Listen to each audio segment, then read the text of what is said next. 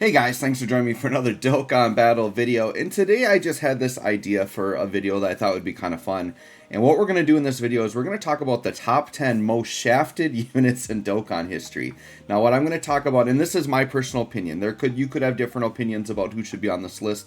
Definitely let me know in the comments if I missed anybody that you think is a really shafted unit in the game that should be on this list, right? So what I'm going to do is I'm going to talk about 10 units that I feel like they were shafted really bad in some way. And to be on this list doesn't mean you have to be a bad unit. A lot of these are bad units, but you don't have to be a bad unit, but there could have been something that the game does that incredibly shafts this unit or this specific card or character. Now, to warm up, before we get into the top 10, I want to do a couple of honorable mentions in that. I want to talk about just a couple of kind of groups of cards that are kind of just in general shafted. So what I have on the screen here right away is just a Kami card. And I have this up here to represent basically the Dragon Ball Saga cards that come from the Dragon Ball banner. And I just want to say that in general, the Dragon Ball banner cards are just in general shafted because they give them free to play stats, even though they're technically summonable. You just summon them with like a free currency, but it's not a grindable currency. So these are actually like the hardest to obtain units in the game. And they are so shafted because they get free to play hidden potential system. And they typically build the cards out where they're really not usable. Now we have started finally getting our first batch of EZAs where they are slowly EZAing these Dragon Ball banner units. And they're finally becoming decent. But they're just so hard to obtain. So I think with, these guys, in my opinion, they're harder to obtain than a normal summonable unit. Because at least if I want to whale and summon till I rainbow a unit, I can do that. You just can't do that with these units. So I just wanted to throw out here as an honorable mention that I feel like the Dragon Ball banner units are just in general shafted. Their kits and their hidden potential don't match the difficulty it is to obtain them. And it's hurt the Dragon Ball Saga overall for a very long time. Now finally, we've just gotten to the point where Dragon Ball Saga is actually really fire through some summonable events and free-to-play units, but previously it had been a very dead category because of these units suffering so bad, right? My next honorable mention before we get into our top 10 is Join Forces units. Join Forces units get the shaft really big in Dokkan, and the reason why is because they set these weird rules for these Join Forces units that say, any categories, any links have to fit every character on the card. Whereas I like better how Legends does it, where if it's a Join Forces card, they get all of the categories and all of the things that those characters would have, right? Now, Broly, Chilai, and Lemo to me is just my prime example of how Dokkan has no idea what it's doing with Join Forces cards and how a card can be shafted. Now, Broly, Chilai, and Lemo inherently is not a bad card. They're actually pretty good. I really like them. But they are very shafted by the way Dokkan has just messed up this Join Forces thing. So the first thing that is the big shaft with Join Forces cards is their categories get crushed here, right? So Broly, Chilai, and Lemo, they basically were only on Join Forces and movie bosses when the card dropped, right? We've now since added Bond of Friendship and Power of Wishes. But you got to imagine when this card first came out, Join Forces, because Chilai and Lemo are like such odd characters, there's nothing they share in common with Broly. So Join Forces, realistically, by Dokkan's rules, is the only category they should have had. Well, they needed to give them something, so they broke their own rules and gave them movie bosses, right? But in reality, Broly here is the only character that has a movie boss. So what they're saying is according to the rules, that Chilai and Lemo have to be movie bosses, apparently. But we've gotten Standalai Chilai, and she's not on movie bosses. So Dokkan's showing us here kind of a slap in the face that they shaft these units with all these restrictions on Joint Forces, but yet they're willing to break the rules when they feel like it's okay. The other shaft this particular unit has is actually they have big bad bosses. Now, you would think that would be a really good thing, right? Well, the thing is a lot of these other Brolys, like let me just check really quick, because if we go to Broly, I'm just going to look on my own thing here, but I don't believe other Brolys have big bad bosses. Am I crazy? So yeah, Super Saiyan 3 Broly doesn't. I'm just checking on my phone here really quick. Character list, Broly. Yeah, other Brolys don't have big bad bosses, right? I just had to double check that. I was almost positive, but I just wanted to make sure. So this unit having big bad bosses is actually like a shaft because you can't link him with other Brolys, and he doesn't link as well with other Brolys, and the Berserker link is also a shaft, by the way. But the oddity that this guy gets big bad bosses when if anything, this card should be a super class unit, not an extreme class unit. Just very, very odd, like the things they did with this card. So now what the game's telling me is Lemo is actually Big Bad Bosses because he's the only one that hasn't released the solo card yet, right? So I don't know. Anyways, I'm kind of off on a tangent here, but I just wanted to say that in general, Join Forces cards kind of get a shaft because their categories get messed up, their links get messed up, all kinds of things. Now, not every Join Forces card is shafted, but some definitely messed up more than others. Another really prime example I can think of is like the Golden Frieza and Sorbet card. That card is like incredibly shafted because of Sorbet being on the card, messes up the links and categories. Because that could actually be a really cool unit to run with other Frieza units, but they're just so messed up because of the Join Forces, right? Anyways, with that, let's go to my actual top 10 list of the most shafted units in Dokkan. So we're going to start at number 10. Unit number 10 is going to be this STR Zamasu. Now, this is a unit that just flat out got a ridiculously terrible, underwhelming EZA. I remember using this guy, and this is a guy that, like, sure, when he first released, he was okay, but, like, all the units were the same, right? He's such an old unit. And this is a unit that came out when Future Saga desperately needed more help. And this guy just is trash. Like, does nothing. Like, I used him multiple times. I could not believe how bad this guy is compared to other EZAs that are out there. So, this guy's lower on my list because I think a lot of units fall into this category of, like, just units that desperately needed good EZAs that didn't get it. But I wanted to throw this one on as my prime example because I just remember being so incredibly underwhelmed with this guy. He felt like he was 2 years old on release, right? And that's never really a good feeling. So yeah, this STR Zamasu is number 10 on my list. Number 9 is going to be a unit that's kind of in a similar spot, and it's going to be this Tech Super Boo. They gave this guy just the worst ridiculous EZA possible. They gave him like no attack, so he does like no damage. So they built him like Chilai, which that can be fine, but he doesn't have nearly the utility that Chilai has. And I would say this is another thing where we can say, in general, units that are shafted, units that have HP recovery as a main part of their kit get really shafted because Dokkan values it way too heavily, and they take away from the rest of the kit. So this character, like, they get, what, a defense 130, and that's it? And then they have this little medium chance to dodge. That's the only thing kind of saving this unit. And they recover 30% damage as HP. The problem is they do, like, no damage. This character hits, like B-Pan before her EZA. Like, really terrible damage. It's just a completely dead, unusable unit. So this is just a dead-on-arrival EZA. Absolutely terrible design. I think the Super Boo got really shafted. And the thing is there aren't a lot of great Super Boos in the game, like cards with just the name Super Boo. So like we really needed this to be a good EZA and it wasn't. So I would say that would be my number 9 right there for a very shafted unit. Let's go to number 8. Number 8, this Nova Shenron, dude. I don't know what the hell they were thinking with this guy, but he is just built so terribly. Now, the reason why this guy's kit is so bad is they leaned way too heavily in wanting this guy to be a super class unit. Because if you guys watch the Shadow Dragon saga, there's like a moment when Nova Shenron kind of turns on the Shadow Dragons and kind of like fights with Goku and all them, right? So this card is from that time period where he was kind of fighting on the good side. So sure, they make him super class. If you want to slap a super class tag on him, that's fine. But don't build his entire kit for super class. That's where they really mess with this guy. So he gets a buff against extreme class enemies. There's no problem there. That's totally fine. Right? He gets a specific passive if there's a Shadow Dragon Saga enemy. Well, you're never really going to hit that. Like, sure, you could go into, like, Red Zone Omega and get that or whatever. But this is the part that's terrible. Shadow Dragon category super class allies defense 40. So he has a support passive. It's got no key or attack, but just defense. And it's super class Shadow Dragon category. Like, why in the hell would you ever run this guy with super class Shadow Dragon category allies? Just a terrible design. Because here's the thing. You want to run this guy with super class. Tell me, where are you getting the Shadow Dragon link? Like, where are you getting this on a super class team? You're not.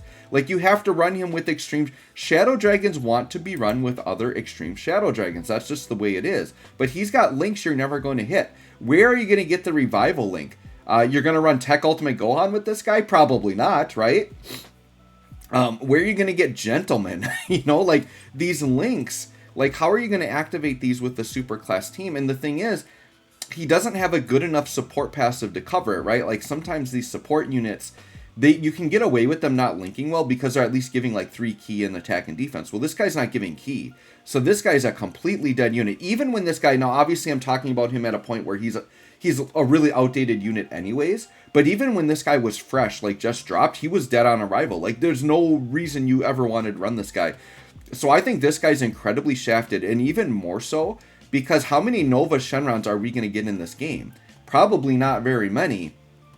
So the fact that we get like a uniquely named unit that we hardly ever get releases for, and he's just dead on arrival, just terrible. I don't even know if they're going to be able to fix this guy when he EZAs. They're going to have to take like his support. If they're willing to wipe the superclass out of the support, then I think he can be saved. Because then you can just run him on an extreme team. Because I don't mind him needing to fight extreme enemies. That's actually good, because a lot of the hard content in the game is extreme enemies. They just need to fix his support passive so that it'll hit everybody. That's what they got to do with this guy. So we'll see. We will see. All right, so this is number 6 coming up here. Physical Goku Black. Now, this one would have been higher on my list, but the only reason he's kind of a little bit lower is because his shaft really applies to JP players. So the thing with this guy is that when he came out on Global, they gave him a 3 key support passive to, like, they buffed him because he came out later on Global and they didn't feel like he was good enough, so they added this on. Well, on JP, they never fixed it. And then when they EZA'd him, I still don't think they added this key on. So this guy's not like a bad unit, but I think he's just incredibly shafted because JP specifically did not give him the 3 key passive. So that's why Physical Goku Black is on here. Next up, we have this guy. So this is the LR Golden Frieza and Android 17. This one came out during the year 6 anniversary, which was the Universe 7 themed anniversary, right? Now, this guy's shafted for a couple reasons. One, and I guess you could kind of lump the Int 17 in here as well, but I put this guy because this guy's way worse than the Int 17. But that Reps of Universe 7 team, like, they set that team up. Like, it was done. It was ready to go. There was really, like, this guy released, and there instantly wasn't a spot to put them on the team. Their kit is very underwhelming. They're like a build-up unit, and they build up very slowly. And they have the problem of being a very wonky joint forces combination, where we've got Android 17 and Golden Frieza, and then they're links that we can't give them, like the Android links, and we can't give them Wicked Bloodline links. So he's just got this weird link set that doesn't really work well with anybody. So yeah, this is just this was an example of a dead on arrival Yellow Coin LR, which is really bad because this is supposed to be a premium unit from a very hard to pull banner. And I feel bad for anybody that went for this guy on release because they've just been dead in our boxes. Like, this guy's literally unusable. Just such a terrible design, released at a terrible time, and the Joint Forces just gave them a terrible link set. Just not a great character. And their categories, I believe, are also quite limited. I guess they have Battle of Wits and Battle of Fate. But, like, yeah, not a great set of categories because we can't play them on androids, we can't use them on Wicked Bloodline, all that kind of stuff, right? So, this unit, deservingly on this list, kind of a dead-on-arrival unit, very shafted. And next up, from the 5th anniversary, we have the LR Zamasu Goku Black. The reason why this is a shafted unit, this is kind of like an experiment unit, where this was literally the first LR EZA ever in the game. And so anytime, like, you're the first of an EZA, you're kind of shafted because you're immediately, like, outclassed and, like, dead. So this was, like, the first LR EZA, EZA'd on release, and the unit honestly was just okay on release. Like, they weren't fantastic. They were just okay. And they've basically fallen off extremely quickly, and compared to other LR EZAs, these guys were extra underwhelming because they were the very first one. And I think Dokkan was still trying to figure out how to handle LR EZAs. I honestly think that, they almost forgot their own coding, and that LRs don't get extra stats on EZA. Like, they just give them 5 extra super attack.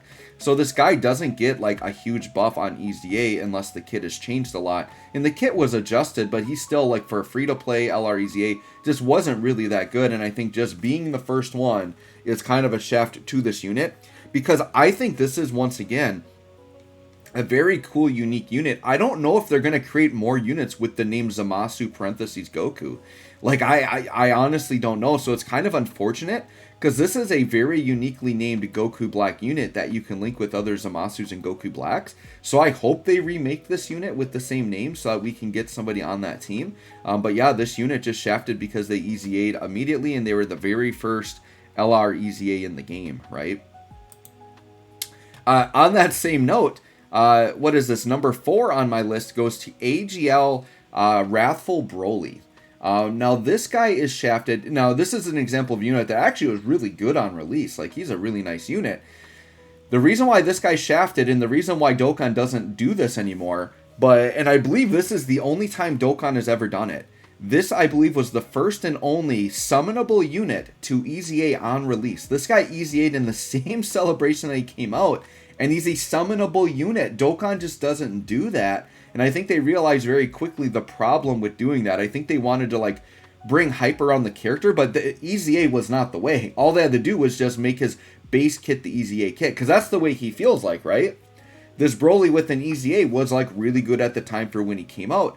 The unfortunate part now is the other Broly movie stuff from that celebration. Like, look at AGL Gogeta and look at the physical Broly that were the main Dokkan Fest for that celebration. They got really nice EZAs, especially AGL Gogeta. That AGL Gogeta right now is a top tier, very good TUR in the game. Well, what's this Broly doing? He's sitting there collecting dust, and he's already had his peak. Like, he can't get another EZA. So this unit got killed because they EZA'd him immediately on release, which they never do for summonable units, and that's why I think this unit's incredibly shafted. And once again, Wrathful Broly is a unique name that we don't have in the game. We need more. Now, Wrathful Broly, I do believe we will get more of this unit, but it's unfortunate because this guy could have EZA'd when the physical one did, and could have been a really nice sub-EZA for us to play around with, right? So, very unfortunate for this guy getting shafted there. Alright, number 3 on my list is Super 17. My boy LR Super 17. Now, inherently not the worst unit, but the reason why I wanted to point out Super 17 as being shafted is this guy is pretty much what you think of. When you think of a character that absorbs Ki Blast, we think of Super 17. And they shafted this guy because they dropped him, and then almost immediately after introduced Ki absorption into other characters. And we can even move forward to the brand new STR transforming Super 17, who finally gets Ki absorption but has conditions around it when there are several other units that don't. So I wanted to throw this guy in there just primarily because of that. And then also releasing as like a GT Boss's lead, but not really having a full proper lead. And GT Boss is just in general being one of the more shafted categories in the game, because they just still to this day haven't given them a proper lead, right? So, I mean, this guy is solid, but just came out at a wonky time. Came out at a time when he didn't really have a team, so he is very hard to use at the time. He's somewhat usable now, but now he's kind of outdated, and then didn't get the Ki absorption mechanic. So I just think Super 17 is kind of, like, this card specifically was a very disrespected card on release. They definitely could have built him a lot better. But I mean, yeah, he's got damage reduction. He gets stats based on androids and target Goku. Like, he definitely has a solid kit, but I just wanted to point this guy out because I do think of this guy when I think of like a shafted unit. This guy always comes to my mind because the man needed a Ki Blast absorption for sure. Now, they definitely maybe could fix that on EZA. We'll see. That's the one thing, is this guy still has a future, right? Now, we're going to move into my top 2 most shafted units in Dokkan. And it's honestly kind of a tie. Like, I kept going back and forth between which one I wanted at number 1. So you can let me know if you agree or disagree with these. But I think they're like both very close for the top 2 most shafted units. So I'm going to go to number 2. And I'm sure a lot of you all were thinking of this guy when you loaded up my video. But we got Physical Raditz. This guy has become a meme because he was so shafted. Once again, we're probably never getting another Dokkan Fest Raditz. And they just built this guy god-awful terrible. They put way too much emphasis on the AoE, or they put way too much value on the AoE. Completely shafted this unit. His damage is terrible for what he is, for a Dokkan Fest that released in 2022. Absolutely, like, by far the worst unit released in 2022 for a Dokkan Fest. he can put up okay defense, but he gets slapped up in red zone, like not nearly enough to handle it, right? Just terrible design, very poorly built. Leads the Saiyan Saga, which actually isn't a great team. The only way to run it decently when he came out was that premium yellow coin LRs, and these are all units that have aged very, very poorly. Like, I don't really think favorably on that grade 8 Vegeta or that Kaioken Goku. They've just aged out way too quickly, and there's other units doing way better things than them. So yeah, he leads a bad team. Now, Pure Saiyan's great leader skill there, but do you want to run 2 of this guy? Definitely not. So Raditz, I think, fairly obviously why this guy's shafted. He's basically, his kit is so bad that he has become a meme in the Dokkan community. And then my number 1 shafted unit of all time, Super Saiyan 3 Broly. This guy has been getting disrespected basically in both of his iterations, like on launch and on EZA. Terrible. This guy is a nuking unit that nukes to get attack, but he lowers his own defense. Not many units in the game lower their own defense. Now, the idea with this guy was they wanted him to be like a mega offensive powerhouse but suffer for defense. I'll admit, on release, he was fine because back then, defense literally didn't matter. You just powered through. Bosses really didn't do enough damage to kill you unless your team was too weak or you didn't have the proper leader skills. But like units could go in there with crap defense and you would be fine. Like, you could take hits and just heal back up and whatever, but you weren't like getting one shot in this era, right? So, but the fact that he lost defense was just terrible. And then they EZA'd him, and I believe this guy was the first EZA of like his category of units, right? Like the 120 leader skills. I think he was the first EZA. And I remember when he came out, he was hitting like 4 mil attack stats, which was actually really good for the time. But he still lowers his own defense. They didn't get rid of it. He should have gained defense. And I remember Truth being like, no, he's solid for the time. Like, first EZA, yeah, he lost defense, but it wasn't like the worst. He still had an okay defense for the time that he EZA'd, right? But then what happened was they turned around and started easing the other 120 leads. I believe like Super 17 AGL one was like right after this guy, and he was actually like amazing, like really good, right? So it was like, then people realized how shafted this guy was, because none of these other units had negative things in their kit. Their EZAs were actually very good, and this guy was just left to basically rot. Like, who wants a unit that lowers defense when defense is like one of the most important things in Dokkan, right? Like, you don't want to die. And it's very unfortunate because I don't know how many other Super Saiyan 3 Brolys we're going to get. I think our best hope for a good Super Saiyan 3 Broly, to be honest, is there's a physical free-to-play one that we maybe would get an EZA for one day, and that might be our best shot, because this guy, you're definitely not using this guy. His sticker, though, is really fire. He did not get shafted on the sticker. He's looking really good there. So, anyways, guys, let me know what you think of my top 10 most shafted units list. Let me know if you have any units you'd want to add to the list that you think were really shafted units in this game's history. So anyways, thanks for watching. We'll catch y'all on the next one.